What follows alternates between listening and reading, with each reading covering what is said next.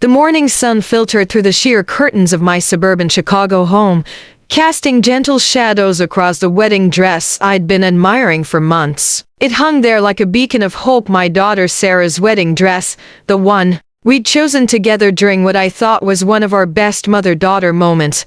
I'm Margaret Chen, 53 years old, and I'd spent the last 8 months planning what I believed would be the most important day of both our lives. Every detail had been meticulously arranged: the ivory roses, the string quartet, the venue overlooking Lake Michigan. I'd even taken a leave of absence from my marketing job to ensure everything was perfect. "Mom, you're doing too much again," Sarah had said during one of our planning sessions, her voice carrying that familiar edge of irritation. But I brushed it off. This was my only daughter's wedding, my chance to give her everything I'd dreamed of but never had myself. My own wedding 28 years ago had been a small courthouse ceremony. Sarah's father, David, and I were young, broke, and madly in love. We promised ourselves that when our children got married, we'd spare no expense. When David died of cancer 5 years ago, that promise became my sole mission. I stood in my bedroom, holding the mother of the bride dress I'd carefully selected, an elegant navy blue with subtle beading. In the mirror, I practiced a smile I'd wear when walking down the aisle, the one I'd use during my speech at the reception. I had it all planned out, every moment choreographed in my mind. The phone rang, breaking my reverie. It was my sister Linda calling from Denver. "Big day today, Maggie. Are you excited?" Her voice was warm and supportive. As always. "I can barely contain myself," I replied, smoothing down my dress. I keep thinking about when Sarah was little and used to play dress up in my old clothes, talking about her future wedding. "Now it's really happening." "She's lucky to have you," Linda said. Not every mother would go to such lengths. After hanging up, I grabbed my purse and headed to the salon. Sarah and I had appointments together: hair, makeup, nails. It would be our final bonding moment before she became Mrs. Michael Rodriguez. The Chicago streets were bustling with Saturday morning activity. Families walking to nearby parks, couples holding coffee cups, life moving forward in its beautiful, ordinary way. I felt like I was part of something bigger, something meaningful. Today, my baby girl would start her own family, and I would officially transition into the role I'd been preparing for, the proud mother of the bride. At the salon, I checked my watch. Sarah was running late, but that was typical. She'd been increasingly busy with her job as a pediatric nurse, often pulling double shifts at Northwestern Memorial Hospital. I understood she was building her career, establishing her independence. I was proud of her dedication. "Mrs. Chen?" The receptionist smiled at me. "Sarah called. She's running about 30 minutes behind due to an emergency at the hospital. She asked if you could start without her." I felt a small pang of disappointment but nodded understandingly. This was Sarah, always putting others first, even on her wedding day. It was one of the qualities I admired most about her, even when it meant our plans had to change. As I settled into the stylist's chair, I caught my reflection in the mirror. My graying hair was being transformed into an elegant updo, my makeup applied with professional precision. I looked like the mother I'd always wanted to be: successful, put together, ready to celebrate my daughter's happiness. "You look radiant," the stylist commented. "Mother of the bride glow is real." I smiled, feeling a surge of anticipation. Despite the morning's small hiccup, everything was falling into place. By evening, I'd be dancing at my daughter's wedding reception, surrounded by family and friends, basking in the joy of a day well planned and perfectly executed. Little did I know that within hours, everything I thought I knew about my relationship with Sarah would come crashing down. And this day I'd planned so carefully would become the most painful memory of my life. Sarah finally arrived at the salon an hour late, her long black hair still in the messy bun she wore during her nursing shifts. She looked exhausted, with dark circles under her eyes and the peculiar tension she'd been carrying for weeks. "Sorry, Mom," she said, sliding into the chair next to mine. Mrs. Patterson in room 314 took a turn, and I couldn't leave until the next shift nurse was fully briefed. "Of course, honey. Patient care comes first." I reached over and squeezed her hand. That's why you're such an incredible nurse. But Sarah pulled her hand away almost immediately, and I noticed she avoided meeting my eyes in the mirror. The stylist began working on her hair in silence, the atmosphere suddenly thick with unspoken tension. The flowers arrived at the venue this morning. I tried again, hoping to spark some excitement. The ivory roses look absolutely stunning against the gold accents. Just like we planned. Sarah replied, scrolling through her phone. I felt a familiar knot forming in my stomach, the same feeling I'd been having during most of our recent conversations. For months, I'd attributed Sarah's distance to wedding stress, but sitting there in the salon, I couldn't ignore the wall that seemed to grow higher between us with each interaction. Sarah, is everything okay? I asked quietly. You seem distant. She finally looked at me through the mirror, and for a moment, I saw something flash in her eyes: anger, resentment. It disappeared so quickly I wondered if I'd imagined it. I'm fine, Mom. Just tired. You know how the hospital can be. But I knew my daughter, and this wasn't just fatigue. This was something deeper. Something that had been building for longer than I'd wanted to acknowledge. The rest of our time at the salon passed in uncomfortable silence, broken only by the stylist's professional chatter and the occasional forced comment about the weather or the wedding timeline. When we were finished, Sarah looked absolutely beautiful, her dark hair swept into an elegant low chignon, her makeup highlighting her natural features perfectly. She should have been glowing with happiness, but instead, she looked like she was preparing for battle. We drove separately to the venue, Sarah claiming she needed to pick up Michael's boutonniere on the way. I arrived at the Lakeside Manor first, a beautiful historic building overlooking Lake Michigan that I'd booked nearly a year in advance. The staff was bustling around, making final preparations, and everything looked exactly as I'd envisioned. The ceremony space was set up on the outdoor terrace, with white chairs arranged in perfect rows facing an arbor draped in ivory fabric and greenery. The lake stretched endlessly in the background, its surface sparkling in the afternoon sun. It was picture perfect, exactly what I'd dreamed of for Sarah's special day. Mrs. Chen, the wedding coordinator, approached me with her clipboard. Everything is on schedule. The groom's party is getting ready in the men's suite, and we're ready for the bridal party whenever you are. I nodded, feeling a mix of pride and anxiety. Have you seen Sarah recently? She arrived about 20 minutes ago and went straight to the bridal suite with her maid of honor.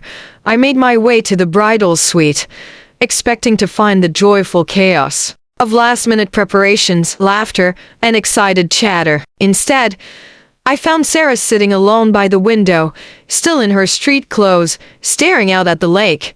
Honey, we need to start getting you into your dress, I said gently. The photographer will be here soon for the pre-ceremony shots. Sarah turned to look at me, and I was shocked to see tears in her eyes. Mom, we need to talk. My heart began to race. What's wrong? Is it Michael? Did something happen? It's not Michael. She stood up, wrapping her arms around herself. It's us. It's this whole thing. What do you mean? I felt the room spinning slightly. Sarah, what's going on? She took a deep breath, and I could see her steeling herself for something difficult.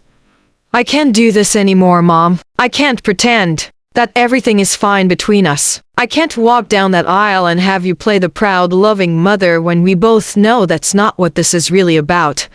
Her words hit me like a physical blow. Sarah, I don't understand. What are you talking about? This is your wedding day. We're celebrating your happiness. No, she said, her voice growing stronger. We're celebrating your vision of my happiness. We're celebrating the wedding you wanted, the daughter you wanted me to be, the life you planned out for me without ever asking what I actually wanted.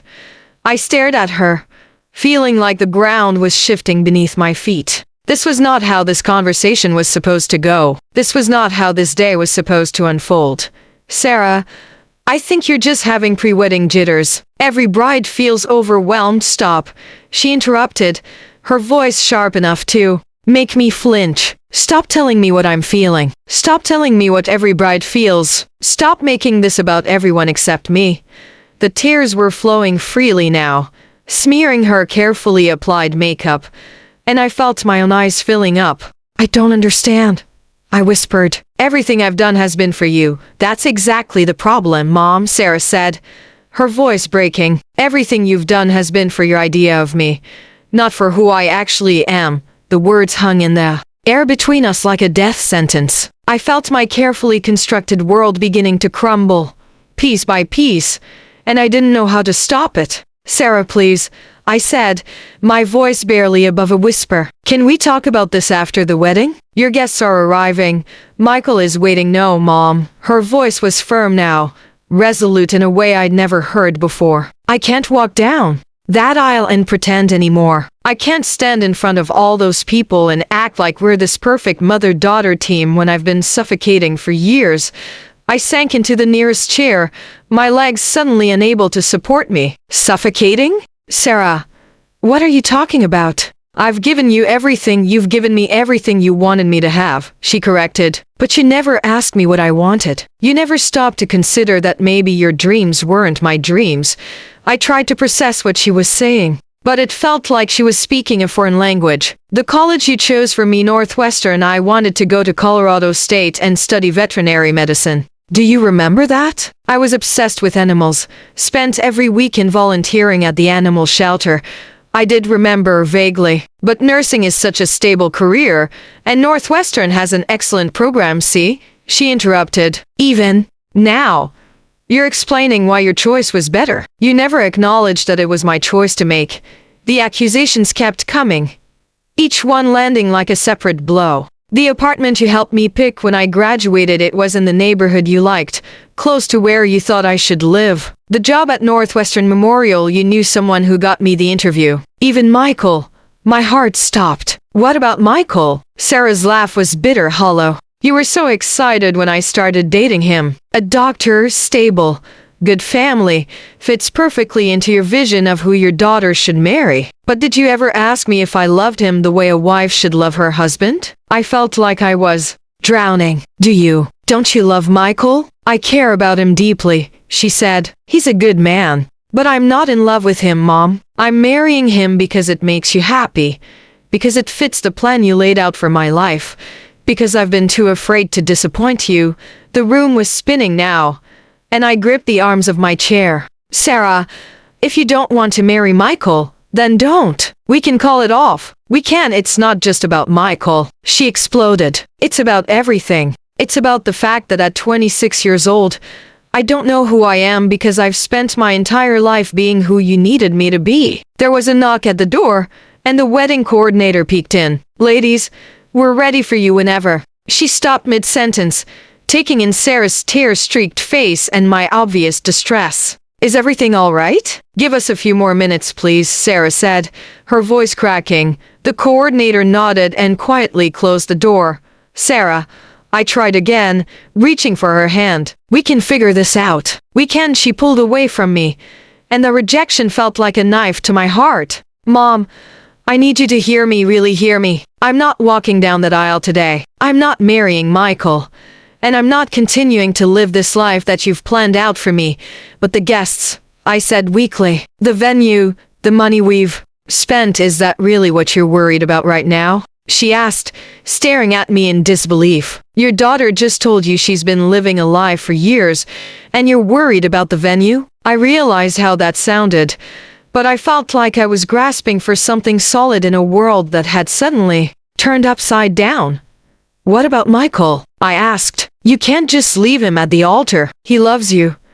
"I know he does," Sarah said, fresh tears starting. "And that's why this is so hard. But it's not fair to him to marry someone who can't love him completely. He deserves better than that." Another knock at the door. This time it was Michael's voice. "Sarah, your mom? Is everything okay in there? People are starting to ask questions." Sarah looked at me with eyes that held both desperation and determination.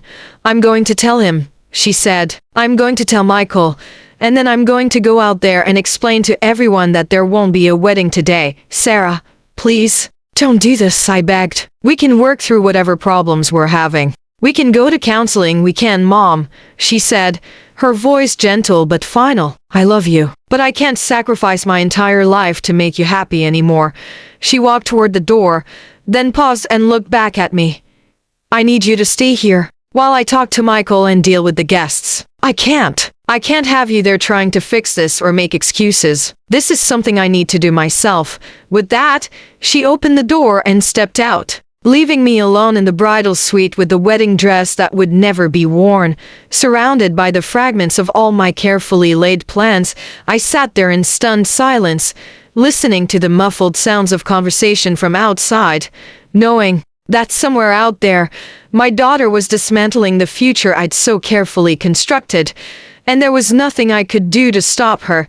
The next hour passed in a blur of muffled voices, footsteps in the hallway, and the occasional sound of car doors slamming in the parking lot. I remained frozen in the bridal suite, staring at Sarah's wedding dress hanging on its special hook, a beautiful ghost of dreams that would never be realized. Linda appeared in the doorway, her face etched with concern and confusion. Maggie, what happened? Sarah just made an announcement, and people are leaving. She said the wedding is off, but she wouldn't explain why. I couldn't speak. The words were lodged somewhere in my throat, too painful to release. Linda came and sat beside me, taking my hands in hers. Talk to me. What's going on? She rejected me. I finally whispered. My own daughter rejected me on what was supposed to be the happiest day of her life. What do you mean, rejected you? I told Linda everything about the conversation, about Sarah's accusations, about how she blamed me for planning out her entire life. With each word, the reality of what had happened became more concrete, more devastating. Oh, honey, Linda said softly. I'm so sorry. I don't understand, I said, the tears finally starting. Everything I did was for her. I wanted to give her opportunities I never had, to make sure she was secure and successful. How is that wrong? Linda was quiet for a long moment. Maggie, can I ask you something? When was the last time you and Sarah had a conversation about what she wanted, not what you thought was best for her? The question hit me like a slap. I tried to think back, to remember a single conversation where I'd ask Sarah about her dreams, her desires, her own vision for her life. But every memory I could summon involved me talking, planning, deciding, arranging. I thought I knew what she wanted. I said weakly, but did you ever ask? Before I could answer, Michael appeared in the doorway. His face was red and blotchy, his usually perfect hair disheveled, his bow tie hanging loose around his neck. Mrs. Chen, he said, his voice hoarse. I'm sorry. I'm so sorry this happened. Michael, she told me everything, he interrupted, about how she never really wanted this, about how she felt pressured into the relationship because it made you happy. She said she cared about me but wasn't in love with me. I watched this kind, decent man, a successful cardiologist who had always treated my daughter with respect and gentleness, try to process his public humiliation and private heartbreak. I should have seen it, he continued. The signs were there. She was always distant when we talked about the future, always deferred to you about wedding decisions. I thought she was just being respectful of your input, but now I realize she was avoiding having to make choices she didn't want to make. Michael, I never meant for this to happen, I said. I thought she was happy. He nodded sadly. I know you did. But Mrs. Chen, can I tell you something? In the 2 years Sarah and I dated, she talked more about making you proud than she ever talked about making herself happy. His words were another knife to my already bleeding heart. I should go, he said. I need to call my parents, explain to my family. The hotel rooms, the flights people took. He trailed off, looking overwhelmed. After he left, Linda helped me gather my things. The wedding coordinator handled the logistics, dismissing the catering staff, dealing with the vendors, explaining to the remaining confused guests that there would be no reception. Where is Sarah now? I asked as we walked to my car. She left with her friend Jessica, Linda said. She asked me to tell you that she needs some time to think and that she'll call you in a few days.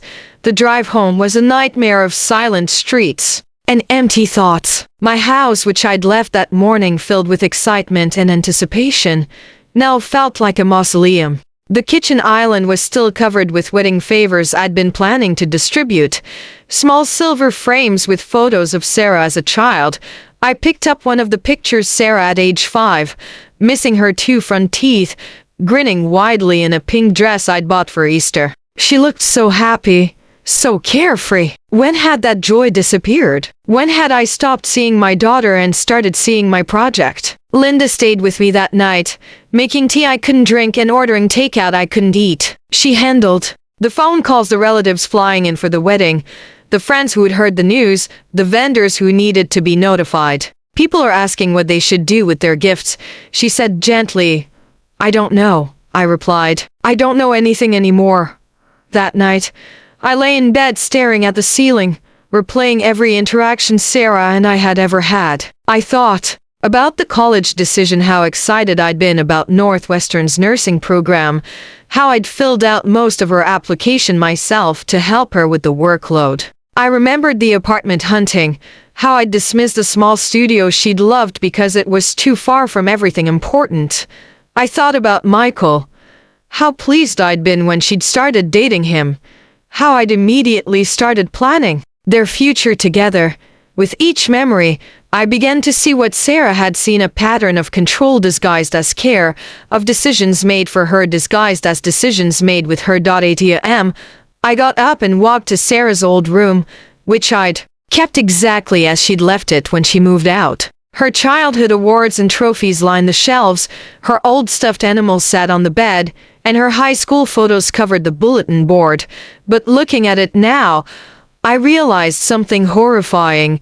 Everything in this room represented an achievement or activity that I had encouraged, pushed, or arranged. Her participation in student government, I'd suggested it would look good on college applications. Her piano lessons, I'd insisted they would make her more well-rounded. Her volunteer work at the hospital, I'd set it up through a colleague. Where were the traces of Sarah's own interests, her own choices, her own dreams? I sank onto her old bed, surrounded by the evidence of my well-intentioned but ultimately suffocating love, and finally began to understand the magnitude of what I had done to my daughter.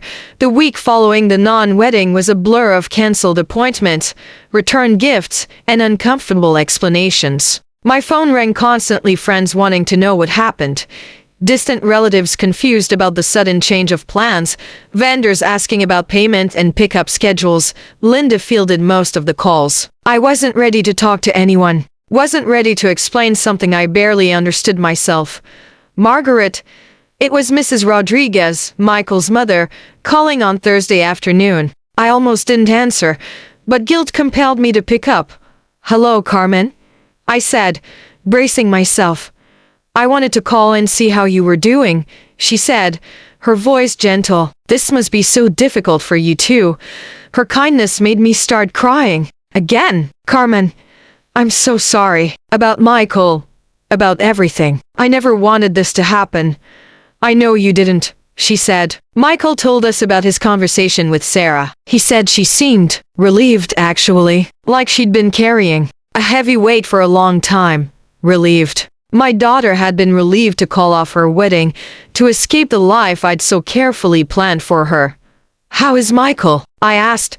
"He's hurt, of course, but he's also been doing some thinking. He said he realized that he fell in love with the version of Sarah that you wanted her to be, not necessarily who she really was. He wishes he'd tried harder to get to know the real Sarah." After I hung up, I sat in my kitchen staring at my phone, willing it to ring with Sarah's number. But the days passed in silence. No calls, no texts, no word about where she was or how she was doing.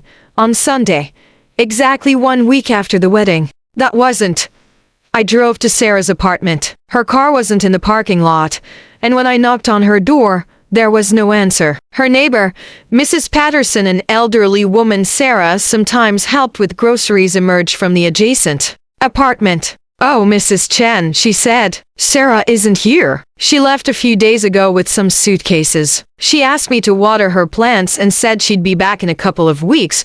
Did she say where she was going?" "No, but she seemed lighter somehow, like she'd made a difficult decision and felt better for it." I drove home feeling more lost than ever. My daughter was somewhere in the world, finally free from my influence, and I had no idea who she was becoming or if I'd ever see her again. That evening, I did something I rarely did. I poured myself a glass of wine and sat down to really think, not about what needed to be done, or what problems needed solving, but about who I was and why I'd become the kind of mother Sarah needed to escape from. I thought about my own childhood, growing up as the daughter of Chinese immigrants who worked 16-hour days in their small restaurant. My parents had sacrificed everything for me to have opportunities they'd never had. They'd pushed me to excel in school, to choose practical majors, to marry a stable man and live a secure life. I'd done everything they'd wanted, and I'd been grateful for their guidance. When they died, my father from a heart attack when I was 30, my mother from diabetes complications 5 years later, I felt like I'd honored their sacrifices by building the life they'd envisioned for me. But somewhere along the way, I'd started doing the same thing to Sarah. I'd taken my parents' model of loving through control and applied it to my own daughter, never questioning whether it was what she needed or wanted. The difference was that my parents had been immigrants, fighting for survival in a new country. Their protectiveness came from real danger, real scarcity, real fear. But I'd grown up American, educated, with options and opportunities. I'd projected my parents' fears onto Sarah's much more secure reality. I started a letter to her that night. Dear Sarah, I know you need space, and I'm trying to respect that, but I need you to know that I'm beginning to understand what you meant. When you said you felt suffocated, I'm starting to see how I took control of your life without realizing it, how I made decisions for you that should have been yours to make.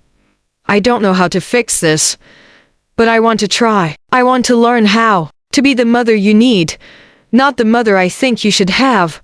I love you more than you know, and I'm sorry, but I didn't send it. I wasn't ready yet, and neither was she. Instead, I started something I should have done years ago. I started paying attention to who Sarah really was, not who I'd tried to make her become.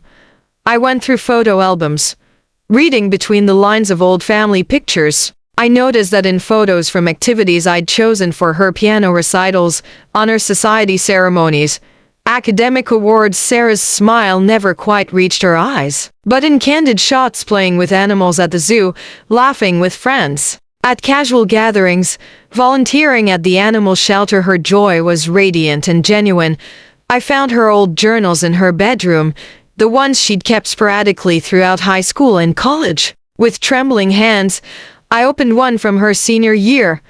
Mom signed me up for another volunteer shift at the hospital today. I know she means well, but I really wanted to spend Saturday at the animal rescue. There's a dog there, Charlie, who's been having trouble finding a home because he's older and has some medical issues. I think with the right care and attention, he could have a few more good years. But Mom thinks veterinary work is too unpredictable as a career. Sometimes I wonder what would happen if I just told her the truth about what I want to do with my life. But I can't stand the thought of disappointing her after everything she's done for me. I sat on her bedroom floor, surrounded by these glimpses into my daughter's hidden inner life, and finally began to understand the depth of what I had cost her and what I had cost myself. I hadn't just controlled her choices. I'd prevented myself from really knowing who she was. 2 weeks after Sarah's disappearance, I found myself in Dr. Patricia Hendricks' office, a family therapist Linda had recommended. I'd never been to therapy before in my family. You handled problems internally and moved forward. But I was desperate to understand how I'd become the kind of mother my daughter needed to escape from. Dr. Hendricks was a woman about my age, with gray hair and kind eyes behind wire-rimmed glasses. Her office was warm and comfortable, with soft lighting and plants everywhere. "Tell me what brings you here, Margaret," she said after we'd settled in. I told her everything about the wedding day confrontation, about Sarah's accusations, about the weeks of silence since. With each detail, I felt more exposed and more ashamed. "It sounds like you've been doing a lot of reflection these past 2 weeks," Dr. Hendricks said when I finished. "I've been trying to understand how this happened," I said. "I thought I was being a good mother. I thought I was helping her." "Tell me about your relationship with your own parents." I described my childhood, the immigrant parents who worked constantly, The emphasis on security and achievement, the clear expectations about what constituted a successful life. And how did that feel for you? She asked. Protective, I said immediately. They were looking out for me, making sure I didn't make mistakes that would hurt my future. Did you ever feel constrained by their expectations? I was quiet for a long moment. The honest answer was yes, sometimes I had felt constrained. I'd briefly considered majoring in art history before my parents steered me toward business. I dated a musician in college who my parents disapproved of because he was impractical, but I'd always told myself they knew best. Sometimes I admitted, but they were right about most things. I had a stable career, a good marriage, security. And do you think Sarah sees security the same way you do? That question stopped me cold. Sarah's generation had grown up with different expectations, different possibilities. She didn't have my parents' immigrant fears about scarcity and survival. She could afford to prioritize passion and fulfillment in ways that my parents' generation couldn't. I said slowly, I've been trying to protect her from dangers that don't exist in her world. Dr. Hendricks nodded. That's a very insightful observation. Can you think of specific examples? I told her about the veterinary school dream, about Sarah's love for animals, about how I'd dismissed it as impractical without ever investigating whether that was actually true. What would have happened if Sarah had become a veterinarian? She asked. I don't know. I never really looked into it. I just assumed it would be financially unstable, emotionally difficult because of animals dying. I trailed off. But she's a nurse. She deals with people dying, and veterinarians make decent livings. I think I just assumed it was impractical because it wasn't what I would have chosen. What else can you think of? We spent the next hour examining decision after decision I'd made for Sarah, and with each one, the pattern became clearer. I hadn't been protecting her from real dangers, I'd been protecting her from choices that made me uncomfortable. Margaret, Dr. Hendricks said as our session was ending, I want you to try something this week. I want you to imagine Sarah's life if she had made all her own choices from the beginning. College, career, relationships, everything. Try to picture who she might have become if you'd supported her decisions instead of directing them. What if she'd made mistakes? I asked, what if she had? What would have been the worst-case scenario, realistically? I thought about it. If Sarah had studied veterinary medicine and struggled financially, she could have changed careers. If she'd moved to Colorado and been lonely, she could have moved back. If she'd made mistakes in relationships, she would have learned from them. None of these potential problems would have been catastrophic. They would have been learning experiences, part of growing up. But I'd been so afraid of her experiencing any difficulty or setback that I'd prevented her from experiencing her own life. That night, I called Linda. I think I'm beginning to understand what Sarah meant. I told her, what do you mean? I've been so focused on protecting her from making mistakes that I never let her make choices. And if you never get to make choices, how do you figure out who you are? That sounds like progress, Linda said gently. But what if it's too late? What if I've damaged our relationship beyond repair? Maggie, Sarah is 26 years old. She has her whole life ahead of her, and so do you. It's never too late to change how you relate to each other, as long as you're both willing to try. I don't even know where she is, I said. She'll come back when she's ready. The question is, what kind of mother will you be when she does? That question kept me awake that night. I'd spent 26 years being the mother I thought Sarah needed. Now I had to figure out how to be the mother she actually wanted, and I wasn't even sure what that looked like. But for the first time since the wedding day disaster, I felt a tiny spark of hope. Maybe it wasn't too late. Maybe there was still time to learn how to love my daughter in a way that set her free instead of tying her down. The next morning, I did something I'd never done before. I researched veterinary schools. I looked up admission requirements, career prospects, and salary ranges. I learned about the different specializations, the various career paths, the pros and cons of the profession. It turned out veterinary medicine was a respected, stable career with numerous opportunities for specialization and growth. There were veterinarians who worked with domestic animals, exotic animals, wildlife, and research animals. Some worked in private practices, others for zoos or aquariums, still others for government agencies or pharmaceutical companies. It was actually fascinating, and I could see why Sarah would have been drawn to it. More importantly, I could see that my fears about it being impractical had been unfounded. I printed out some of the information I'd found and put it in a folder. I wasn't sure why, maybe as evidence to myself that I was trying to change, or maybe as something to show Sarah if she ever came home. 3 weeks after Sarah had disappeared, I came home from grocery shopping to find her car in my driveway. My heart started racing as I parked behind her, but I forced myself to take deep breaths as I gathered my bags. She was sitting on my front porch steps, looking tanned and more relaxed than I'd seen her in years. She was wearing a simple sundress I'd never seen before and had cut her hair into a shorter, more casual style that suited her perfectly. "Hi, Mom," she said softly as I approached. "Sarah." I set down my grocery bags, unsure whether to hug her or give her space. "How are you?" "I'm better," she said, standing up. "I've been in Colorado, staying with some friends from college." I needed to figure some things out. Colorado, the state where she'd wanted to go to college, where she'd dreamed of studying veterinary medicine. "I'm glad you're safe," I said. "I was worried." "I know. I'm sorry I didn't call. I needed complete space from everything here to think clearly." We stood there for a moment in awkward silence before I asked, "Would you like to come inside?" She nodded, and we walked into the house together. I noticed she looked around with fresh eyes, as if seeing it for the first time, or perhaps seeing it as it really was rather than as the home base of operations for her life. "Do you want some tea?" I asked, falling back on the comfort of familiar routines. "Sure." I busied myself in the kitchen, filling the kettle, getting down cups, grateful for something to do with my hands. Sarah sat at the kitchen island, the same spot where we'd planned so many details of the wedding that never happened. "Mom," she said as I waited for the water to boil, "I owe you an apology." I turned to face her, surprised. "You owe me an apology?" "The way I handled the wedding day was cruel," she said, her voice quiet but steady. "I should have talked to you weeks or months earlier, instead of letting it build up until I exploded on what was supposed to be a special day. Michael didn't deserve that, and neither did you."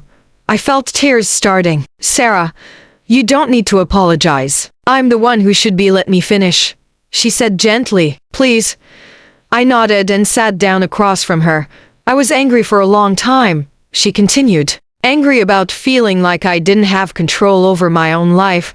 Angry about feeling like I was living someone else's dreams. But while I was away, I realized something important." She paused, choosing her words carefully.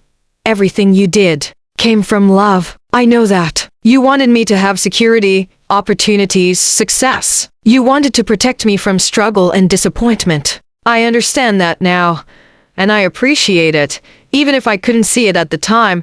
The kettle whistled, and I got up to make the tea, grateful for the moment to compose myself. "But Mom," she continued as I poured the hot water, "love without freedom isn't really love. It's control disguised as care, and I can't live that way anymore." I brought the cups to the island and sat back down. "I've been in therapy," I said, "trying to understand how I became the kind of mother you needed to run away from." She looked surprised. "You're in therapy?" "Dr. Patricia Hendricks. Linda recommended her." I wrapped my hands around my teacup. "I'm learning a lot about myself that I don't particularly like." "What kinds of things?" I took a deep breath. "That I've been making decisions for you based on my fears, not your dreams. That I never really asked you what you wanted because I was so convinced I knew what was best. That I turned mothering into a project to manage instead of a relationship to nurture." Sarah's eyes were soft, listening.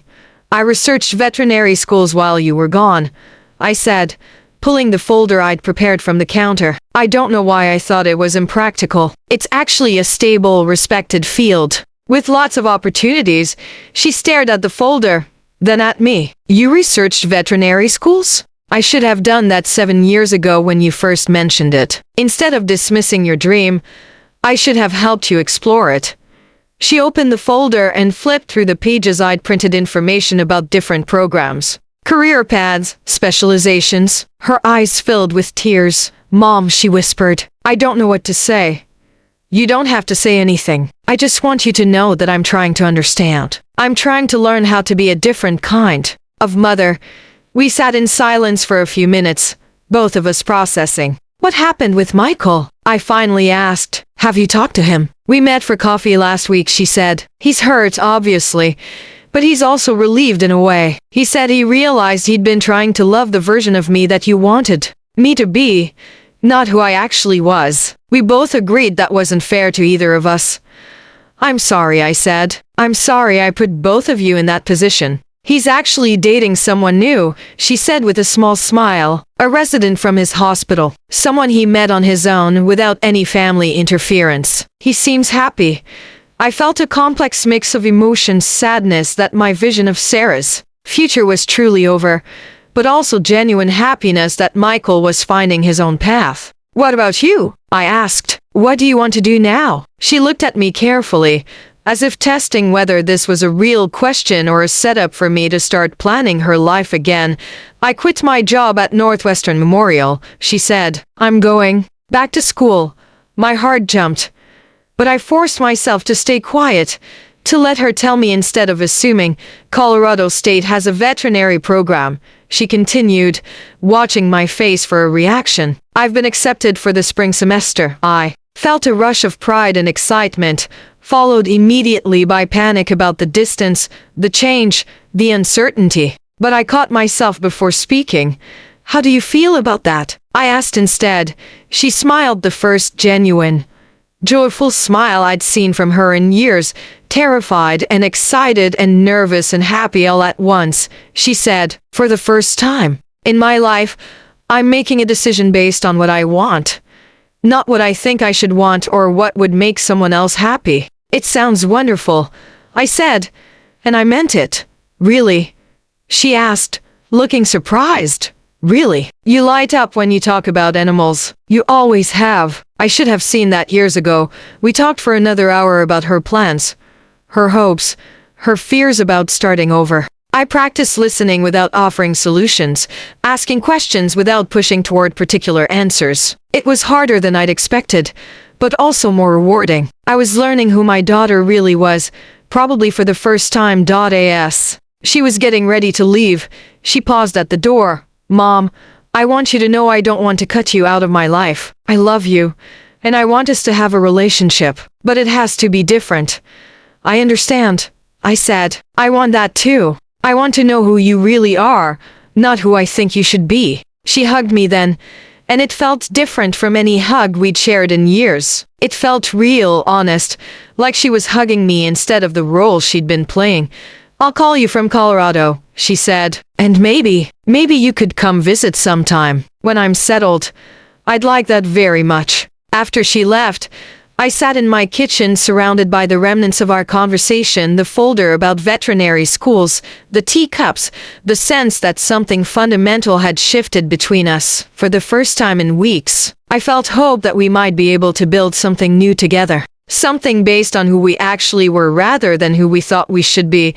The months after Sarah's return were a masterclass in unlearning 26 years of parenting habits. Every instinct I had told me to call her daily, to research housing options near Colorado State, to send care packages filled with everything I thought she might need.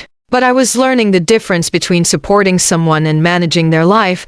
Instead, I waited for her to call me. When she did, usually once a week, I practiced asking open-ended questions and really listening to her answers. It was harder than I'd expected, catching myself before I offered unsolicited advice, biting my tongue when she described challenges I thought I could solve. I'm having trouble finding housing near campus, she told me during one of our calls in November. Everything's either too expensive or too far from the veterinary facilities.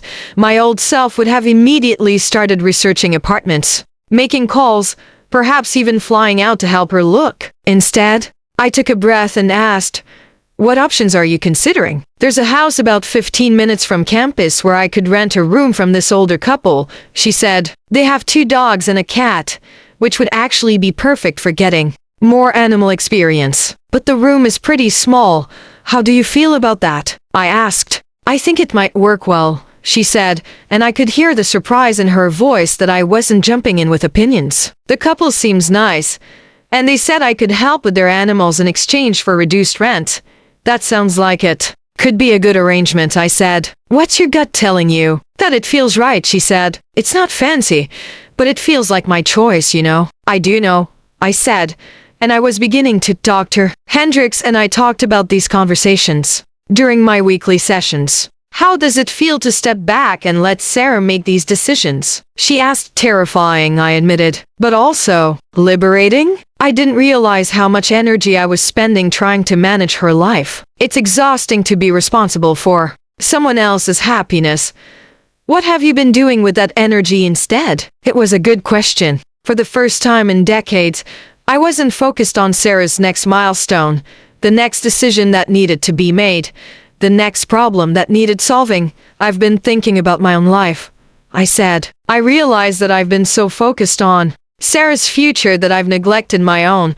I'd started taking painting classes at the community center, something I'd been interested in since college but had never made time for. I'd also begun volunteering at a literacy program for adult learners, teaching basic reading skills to immigrants and refugees. It's interesting, I told Dr. Hendricks. Working with adults who are learning to read has made me think about how people learn and grow. You can't force someone to understand something. You have to meet them where they are and support them in taking their next steps. How does that apply to your relationship with Sarah? I think I spent years trying to force her to understand why my choices for her were right, instead of supporting her in making her own choices and learning from them. The holiday season was our first real test. In previous years, I'd planned elaborate celebrations, orchestrated family gatherings, and filled every moment with activities and traditions. This year, I called Sarah in early December and asked a simple question I'd never asked before. How would you like to spend the holidays this year? I was thinking of staying in Colorado, she said tentatively, as if waiting for me to object. Some of my classmates are having a small gathering for people who can't travel home. But if you really want me to come back, what would make you happiest? I asked. Staying here, I think. I'm finally starting to feel settled, and the travel would be stressful and expensive. Then that's what you should do, I said. Would you be open to a video call on Christmas morning? I'd love to see your new place and hear about your classes. The relief in her voice was palpable. That would be perfect, Mom. Thank you for understanding. I spent Christmas morning with Linda and her family, something I'd never done before because I'd always been so focused on creating the perfect holiday for Sarah. It was actually lovely, relaxed, spontaneous, filled with genuine laughter instead of forced merriment. When Sarah and I had our video call that afternoon, she looked radiant. Her small room was decorated with a tiny tree and some handmade ornaments her new housemates had given her. She introduced me to the dogs Max and Ruby and showed me pictures from her veterinary classes. I'm learning to suture, she said, holding up her hands to show me the small bandages on her fingers from practice sessions. It's harder than it looks, but I love it. You look happy, I said, and I meant it. I am happy, Mom. For the first time in my adult life, I feel like I'm exactly where I'm supposed to be. After we hung up, I realized that this was what successful parenting actually looked like, not having your child follow the path you'd chosen for them, but watching them flourish on the path they'd chosen for themselves. In February, Sarah called with news that filled me with both pride and terror. I've been selected for a summer internship at the Colorado Wildlife Rehabilitation Center, she said, her voice bubbling with excitement. It's unpaid, but I'll be working with injured and orphaned wildlife, bears, mountain lions, eagles. It's exactly what I've always dreamed of doing. My first instinct was worry dangerous animals. No pay. Uncertainty about future job prospects. But I caught myself. Sarah, that's incredible, I said. How competitive was the selection process? Very, she said. There were over 100 applicants for 6 spots. My supervising professor said they chose me partly because of my nursing background. Apparently, medical skills are really valuable in wildlife rehabilitation. I felt an unexpected surge of pride. Her nursing degree, which I had pushed her toward, was actually helping her pursue her real passion. Maybe some of my decisions hadn't been entirely wrong, just incomplete. I'm so proud of you, I said. This sounds like an amazing opportunity. Really? She asked. You're not worried about the fact that it's unpaid, or that it's working with dangerous animals? I'm sure there are safety protocols in place, I said, and unpaid internships in competitive fields are normal. This sounds like it could open doors for your career, Mom, she said softly. Thank you. Thank you for letting me make my own choices and supporting them, even when they're not choices you would make. Thank you for being patient with me while I learn how to do that, I replied. After we hung up, I sat in my kitchen thinking about how much our relationship had changed in just a few months. We were talking more openly, laughing more naturally, and I was learning things about Sarah I had never known despite raising her for 26 years. I was also discovering that loving someone without trying to control them was actually more rewarding than the alternative. Instead of feeling responsible for Sarah's happiness, I could simply enjoy witnessing it. Spring brought unexpected changes to both our lives. Sarah was thriving in veterinary school, sending me photos of her work with different animals and excited updates about her classes. But the biggest surprise came in April, when she called with news I hadn't expected. Mom, there's something I want to tell you, she said, and I could hear nervousness in her voice. What is it? I asked, practicing the patience I'd been learning. I've been seeing someone. I felt my old instincts kick in the urge to ask a dozen questions about his background, his career prospects, his intentions. Instead, I took a breath and asked simply, how do you feel about that? Happy, she said, and I could hear her smile through the phone. His name is David, and he's a first-year veterinary student too. We met in our large animal medicine class. Tell me about him, I said, genuinely curious rather than interrogating. He's from a ranch in Wyoming, grew up around horses and cattle. He's quiet, really thoughtful, and he's passionate about large animal veterinary work. He wants to go back to rural Wyoming after graduation to serve ranching communities that don't have easy access to veterinary care. As she talked about David, her voice carried a warmth and enthusiasm that I'd never heard when she talked about Michael. This sounded like her choice, her feelings, her genuine attraction to someone who shared her interests and values. He sounds wonderful, I said. I'd love to meet him sometime.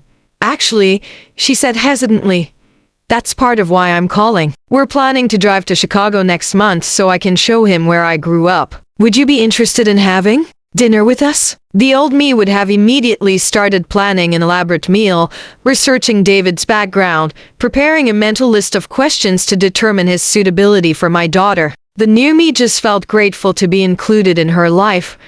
I would love that, I said. Just let me know when, and we can go wherever you'd like. Really? You're not going to insist on cooking a huge meal and interrogating him? I laughed. I'm learning, Sarah. Slowly. But I'm learning. When they came to visit in May, I was struck by how natural and comfortable Sarah seemed with David. He was indeed quiet and thoughtful, with callous hands and an easy way with the neighbor's dog who always ran up to greet visitors. But what impressed me most was how he looked at Sarah, not with the polite affection I'd seen from Michael, but with genuine fascination, as if he was continually discovering new things about her that delighted him. We had dinner at a small restaurant in downtown Chicago, and I practiced my new skills of asking questions and listening to answers without immediately offering opinions or advice. I learned that David had worked on his family's ranch since he was 12, that he'd paid his own way through undergraduate school, and that he'd chosen veterinary medicine because he'd seen how much rural communities needed qualified veterinarians. Sarah tells me you're supportive of her career goals, he said at one point. And I saw Sarah tense slightly, as if worried about how I might respond. I'm learning to be, I said honestly. For too many years, I thought I knew what was best for her without really understanding what she wanted. I'm trying to do better, David nodded thoughtfully. My parents are ranchers, third generation. They assumed I'd take over the ranch, and it took some hard conversations for them to understand that I wanted to serve ranching communities in a different way. Sometimes the people who love us most have the hardest time seeing us clearly, I Looked at this young man who was so different from Michael, rougher around the edges, less polished, from a world I knew nothing about, and realized he understood my daughter in ways I was still learning to. After dinner, as we were saying goodbye in the restaurant parking lot, Sarah hugged me tightly. "Thank you, Mom," she said, "for tonight, for how you've been these past few months, for letting me figure out who I am. Thank you for being patient with me," I said. "I love you, Sarah. The real you, not the version I thought you should be. I love you too." As I watched them drive away, David's pickup truck disappearing into Chicago traffic, I felt a complex mix of emotions. There was sadness for the years we'd lost to my need to control, but also hope for the relationship we were building now. In my therapy session the following week, I told Dr. Hendricks about the visit. "How did it feel to meet David?" she asked. "Scary," I admitted. "He's nothing like what I would have chosen for her. He's planning to live in rural Wyoming, hours from the nearest city. That's not the life I envisioned for her. But she lights up around him in a way she never did with Michael. And he sees her, really sees her. He appreciates her passion for animals, her intelligence, her independence. He's not trying to change her or manage her life. How do you feel about that?" "Grateful," I said, surprising myself. "I'm grateful that she's found someone who loves her for who she actually is." That summer, while Sarah was doing her wildlife rehabilitation internship, she sent me regular updates and photos. Pictures of her bottle feeding an orphan black bear cub, helping to treat an eagle with a broken wing, releasing a rehabilitated deer back into the wild. In every photo, she looked competent, confident, and deeply happy. "This is the hardest work I've ever done," she wrote in one email, "but also the most fulfilling. I wake up every morning excited about what I'll learn that day." Reading those words, I realized that this was what I should have been aiming for all along, not Sarah's compliance with my plans, but Sarah's joy in her own choices. I wrote back, "You look like you've found your calling. I'm so proud of the woman you've become." Her response came quickly. "Thank you, Mom. That means everything to me." As summer turned to fall, I found myself settling into a new rhythm. My life was no longer organized around managing Sarah's future, but that didn't leave me directionless. Instead, I was discovering interests and passions I'd neglected for years. I'd expanded my volunteer work at the Literacy Center and was considering going back to school myself to get certified as an adult education instructor. My painting classes had evolved into a small group of friends who met weekly to paint together and share our work. I'd even started dating tentatively, carefully, but with a sense of possibility I hadn't felt since David's death. For the first time in years, I was living my own life instead of trying to orchestrate someone else's, and my relationship with Sarah was better than it had ever been. We talked regularly, but our conversations were genuine exchanges rather than me pumping her for information or giving unsolicited advice. She shared her struggles and successes, asked for my thoughts when she wanted them, and increasingly included me in her world in ways that felt natural rather than obligatory.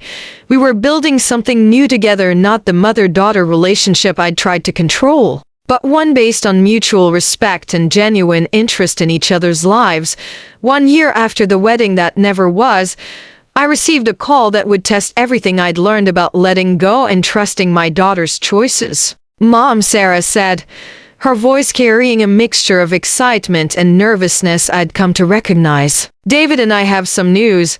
I settled into my kitchen chair, the same spot where we'd had so many difficult conversations, and waited for her to continue. "We're engaged."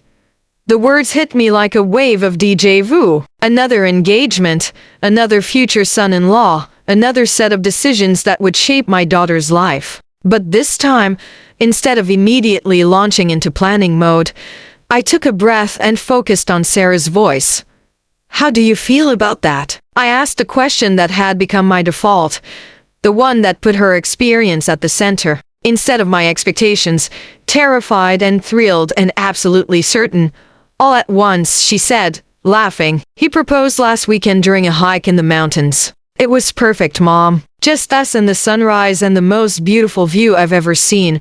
I could picture it, my daughter and this quiet young man who understood her, sharing a moment that belonged entirely to them. "Congratulations, honey. I'm so happy for you." "Really?" she asked, and I could hear the echo of old wounds in her voice. "You're not worried about us being too young, or the fact that we're still students, or that we'll be living in the middle of nowhere, Wyoming. A year ago, those would have been exactly my concerns. Now, I found myself thinking about something different entirely." "Are you happy?" I asked, incredibly happy. "Does David love and support who you really are?" "Yes, he encourages my dreams, even when they're different from his own. He wants me to succeed as much as I want him to succeed." "Then I'm happy for both of you," I said, and I meant it completely. "We want to have a small ceremony next summer," she continued, her voice gaining confidence. "Nothing elaborate, just family and close friends, probably at David's family ranch in Wyoming. Would you be willing to come to Wyoming for the wedding?" The old me might have lobbied for a Chicago wedding, might have worried about the logistics of traveling to rural Wyoming, might have tried to influence the size or style of the celebration. But I was learning to see these moments for what they really were: not opportunities to implement my vision, but chances to support Sarah's choices. "I would be honored to come to Wyoming," I said. "What can I do to help?" "Just be there," she said, her voice soft. "Just be happy for us and celebrate with us. That's all I need." Over the following months, I watched Sarah plan her wedding with a joy and confidence I'd never seen during her previous engagement. She called to share decisions, not to ask permission. The location, a meadow on the ranch with the mountains as a backdrop, the style casual and rustic, the size about 40 people, the focus celebrating their partnership rather than impressing anyone. David's family welcomed her warmly, and she sent me photos of herself helping with ranch work, learning to ride horses, and bonding with David's mother over their shared love of animals. "Mrs. Rodriguez is teaching me to make her grandmother's tamales," she wrote in one email, "and I'm helping her with the injured calf that needs daily medication. It's like having a second mother, but one who appreciates my veterinary skills instead of worrying about them." Reading that, I felt a pang of sadness for the years I'd spent worrying instead of appreciating, but also gratitude that Sarah had found another maternal figure who could see her gifts clearly. In June, a month before the wedding, Sarah called with a request that surprised me. "Mom, I know this might sound strange, but would you be willing to help me pick out my wedding dress? I know last time was complicated, but I'd really like to share that experience with you. If you're interested." My throat tightened with emotion. "I would love that. The thing is, I want something completely different this time. Something more me. Would you be okay with that?" "Sarah," I said, "this is your wedding, your dress, your choice. I'm just honored that you want to include me." We went shopping the following weekend, and it was a completely different experience from the previous year. Instead of me steering toward what I thought she should wear, I followed her lead. She tried on simple, flowing dresses that would be appropriate for an outdoor ranch wedding. She chose something beautiful but understated, a knee-length dress in cream-colored lace with sleeves that would be practical for a mountain meadow ceremony. "What do you think?" she asked, looking at herself in the mirror. "I think you look absolutely beautiful," I said. "But more importantly, how do you feel?" "Like myself," she said, smoothing down the skirt. "Like I can move and breathe and be comfortable while still feeling special. Then it's perfect." As we were leaving the bridal shop, Sarah linked her arm through mine, a gesture of casual affection that she hadn't initiated in years. "Thank you, Mom," she said, "for coming with me, and for letting this be what I want it to be. Thank you for including me," I said. "I love seeing you so confident in your choices." The week before the wedding, I flew to Wyoming with a mixture of excitement and nervousness. I'd never been to a ranch, never spent time in such rural surroundings, never attended a wedding quite like the one Sarah was planning. David's family ranch was breathtaking, rolling grasslands stretching to the horizon, mountains rising in the distance, a sense of space and freedom that I'd never experienced in suburban Chicago. David's parents, Tom and Maria Rodriguez, welcomed me with the kind of genuine warmth I'd heard about but rarely experienced. Sarah talks about you all the time, Maria told me as she showed me to the guest room. She says you've been incredibly supportive of her career choices.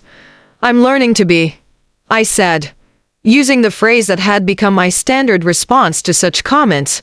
It's not always easy, Maria said with a knowing smile. Tom and I had to learn to accept that David wanted to serve ranchers as a veterinarian rather than becoming a rancher himself. But seeing him happy with Sarah, seeing how they support each other's dreams, that's what matters. The wedding day was everything Sarah had wanted it to be. The ceremony took place in a meadow dotted with wildflowers, with the Rocky Mountains providing a stunning backdrop. Sarah wore her simple lace dress and cowboy boots, looking more beautiful and radiant than I'd ever seen her. David wore a suit with his own cowboy boots, and his eyes never left Sarah's face as she walked down the aisle, a path through the grass marked only by scattered flower petals. The vows they'd written themselves spoke of supporting each other's dreams, of building a partnership based on mutual respect and shared values, of creating a life together that honored both of their goals and passions. I promise to encourage your wildest dreams, Sarah said to David, and to never try to change who you are. I promise to support your independence, David said to Sarah, and to love you for exactly who you are, not who I think you should be. Listening to those vows, I realized they were speaking not just to each other, but to a philosophy of love. That I was still learning the idea that love means supporting someone's authentic self, not trying to shape them into your vision of who they should be. The reception was held in the ranch's barn, decorated with simple wildflower arrangements and string lights. There was country music, barbecue, and dancing under the stars. I found myself talking with ranchers and veterinarians, learning about a way of life I'd never understood, appreciating the community that was embracing my daughter.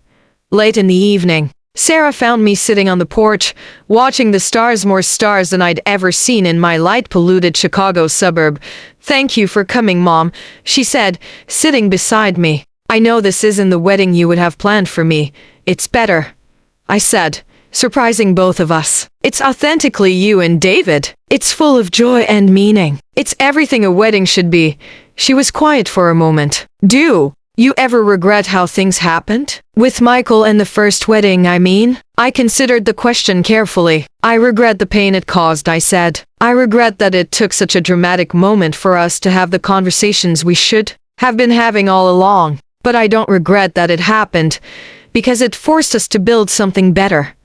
"What do you mean?" "Our relationship now is based on who we actually are, not who we think we should be. I know you in ways I never did before, and I think you know me better too. That's worth all the difficult moments it took to get here." Sarah leaned against my shoulder, and we sat in comfortable silence, watching the stars and listening to the laughter from the barn. "I'm proud of you, Mom," she said quietly. "I know how hard it must have been to change the way you approached our relationship, but you did it, and I'm grateful. I'm proud of you too," I said, "not for making the choices I would have made, but for making the choices that are right for you." The next morning, as I prepared to fly back to Chicago, Sarah and David walked me to my rental car.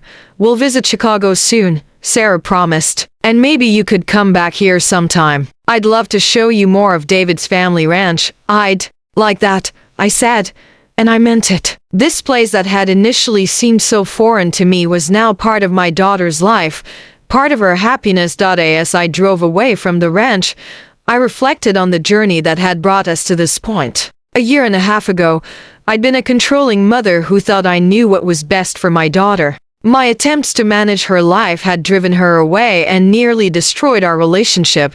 Now, I was learning to be something different, a supportive presence rather than a directing force, a source of encouragement rather than pressure, someone who celebrated Sarah's choices rather than questioning them. The transformation hadn't been easy, and it wasn't complete. I still caught myself wanting to offer unsolicited advice, still felt moments of worry about choices I wouldn't have made. But I was learning that my job as Sarah's mother had evolved. It was no longer to shape her path, but to support her as she carved out her own. 3 months later, I received a photo via text from Sarah. She was wearing scrubs and smiling widely, holding a newborn foal she'd just helped deliver. The message read, "My first solo equine birth. I can't believe this is my job now. Love you, Mom." I stared at the photo for a long time, looking at my daughter's face radiating pure joy and professional pride. This was the life she'd chosen, challenging, unpredictable, sometimes difficult but authentically hers. I wrote back, "You look absolutely radiant. I'm so proud of the veterinarian you've become." Her response came quickly. "Thank you for supporting my dreams, even when they weren't your dreams for me." "Especially because they weren't my dreams for you," I replied. "They're so much better than anything I could have planned." As I put down my phone, I realized that this was what successful parenting looked like in the end, not having your child follow the path you've laid out, but watching them flourish on the path they've chosen for themselves. The wedding that never happened had been the best thing that could have happened to us. It had forced us both to confront the difference between love and control, between support and management, between wanting someone to be happy and wanting them to be who you think they should be. Now, instead of trying to direct Sarah's story, I was privileged to witness it. And her story, full of authentic choices, genuine relationships, and work she was passionate about, was far more beautiful than anything I could have scripted. The phone rang, interrupting my reverie. It was Sarah, calling from her small veterinary clinic in Wyoming. "Hi, Mom," she said, her voice warm and relaxed. "Do you have a few minutes? I wanted to tell you about the injured eagle we got in today." I settled into my chair, ready to listen to whatever story she wanted to share, grateful for this relationship we'd built together, not perfect, but real, not controlled, but loving, not what I'd planned, but exactly what we both needed. "Tell me everything," I said, and she did. 2 years later, I'm sitting in my kitchen in Chicago, looking at the latest photo Sarah sent me. She's holding a certificate declaring her graduation from veterinary school, standing next to David, who's beaming with pride. They're both wearing caps and gowns, surrounded by the Wyoming mountains that have become as much a part of Sarah's story as the Chicago suburbs where she grew up. Tomorrow, I'm flying to Wyoming to attend her graduation ceremony and to help them move into their new home, a small house that comes with David's new job at a large animal veterinary practice. Sarah will be working part-time at the same practice while she prepares to apply for a residency in wildlife veterinary medicine. It's not the path I would have chosen for her 2 years ago, but it's the path that makes her happy, and I've learned that's all that really matters. My phone buzzes with a text from Sarah. "Can't wait to see you tomorrow, Mom. I have so many stories to share, and I want you to meet some of the professors who've become mentors to me." I text back, "Can't wait to hear everything. I'm so proud of you, Dr. Rodriguez." Dr. Rodriguez, it still gives me chills to write that. Not because she's finally achieved the professional success I always wanted for her, but because she's achieved the personal fulfillment she wanted for herself.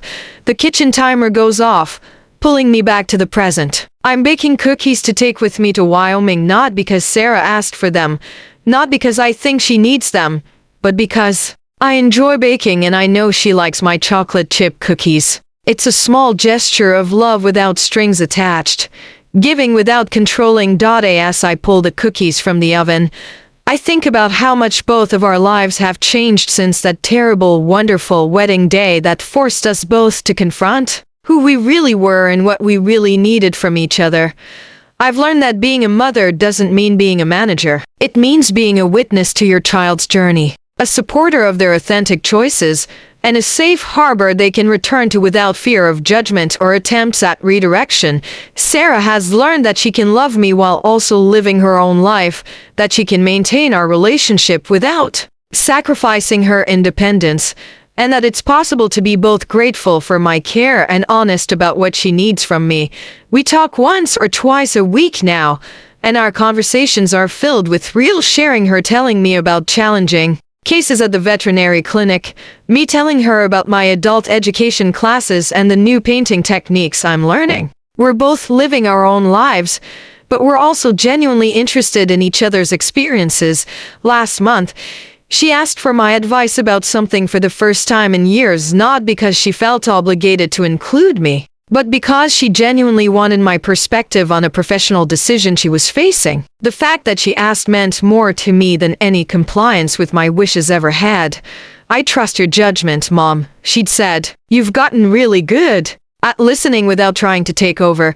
It was the best compliment I'd ever received. As I packed my suitcase for tomorrow's trip, I include the folder of veterinary school information I'd researched 2 years ago, not as evidence of my transformation, but as a gift. Sarah had mentioned that she wanted to frame some mementos from her journey to veterinary school, and I thought she might like to include the research that represented the beginning of my understanding of her dreams. I also packed the wedding photo from her ranch ceremony, not the formal portrait, but a candid shot Linda had taken of Sarah and me dancing together at the reception. In the photo, we're both laughing, both completely present in the moment, both genuinely enjoying each other's company. It's the kind of mother-daughter moment I'd always wanted but had never been able to create when I was trying so hard to orchestrate our relationship. The best moments, I've learned, are the ones you can't plan. They arise naturally when two people are free to be themselves with each other. My flight tomorrow will take me back to Wyoming, back to the landscape that initially seemed so foreign but has become part of my daughter's story. I'm looking forward to seeing Sarah in her element, surrounded by the mountains and animals and wide open spaces that feed her soul. But mostly, I'm looking forward to simply being with her, not as the mother who knows best, not as the planner of her future, but as someone who loves her exactly as she is and is endlessly curious about who she's becoming. The woman I was 2 years ago would never have imagined that letting go could feel like the most loving thing I'd ever done. But watching Sarah flourish in the life she's chosen for herself has taught me that real love isn't about holding on, it's about giving someone the freedom to become who they're meant to be and then celebrating whoever that turns out to be. As I turn off the kitchen light and head upstairs to finish packing, I smile thinking about tomorrow's graduation ceremony. I'll be sitting in the audience, watching my daughter receive her Doctor of Veterinary Medicine degree, surrounded by her chosen community in her chosen landscape, pursuing her chosen dreams. It's not the story I wrote for her, but it's so much better than anything I could have imagined. And this time, I'll be exactly where I belong, not directing the scene, but witnessing it with joy, not managing the moment, but simply being present for it. Sometimes the greatest gift we can give someone we love is the freedom to disappoint our expectations in favor of exceeding their own. Sarah taught me that. Even though it wasn't a lesson I was ready to learn when she first tried to teach it to me on what should have been her wedding day, now I understand. That day wasn't the end of our relationship. It was the beginning of a better one.